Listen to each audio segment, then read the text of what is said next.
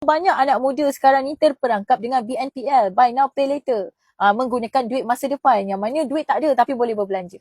Itu bahaya tuan-puan. Sebab itu kita tuan-puan, kita nak sampaikan kesedaran, awareness, di mana kita nak bimbing adik-adik kita ni supaya jangan terlalu seronok berhutang. Kalau kita tengok adik-adik kita ni, kita nasihatkan jangan ajar mereka berhutang daripada seawal gaji pertama. Sepatutnya seawal gaji pertama kita ajar adik-adik kita atau anak-anak kita supaya belajar membina tabungan, membina simpanan, bukan hutang. Dan kita ajar mereka jangan terlalu nak kejar trend. Ataupun kita rasa, kalau saya tak beli kereta, saya akan dianggap tak berguna di mata masyarakat. Bila kita muda, apa yang kita perlu kejarkan adalah simpanan yang banyak, bukan hutang yang banyak.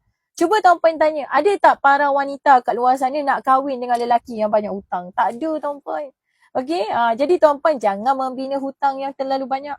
Permulaan tuan-puan, terutama bagi anak-anak muda ataupun adik-adik kita ni, belajar membina simpanan seawal gaji pertama. Biarlah kita nampak sengkit tak apa. Biarlah kita nampak di mata kawan-kawan kita, kita belum berjaya. Tapi sebenarnya kita sedang membina simpanan. Jadi itu adalah jalan orang yang membina simpanan, mesti ada pengorbanan.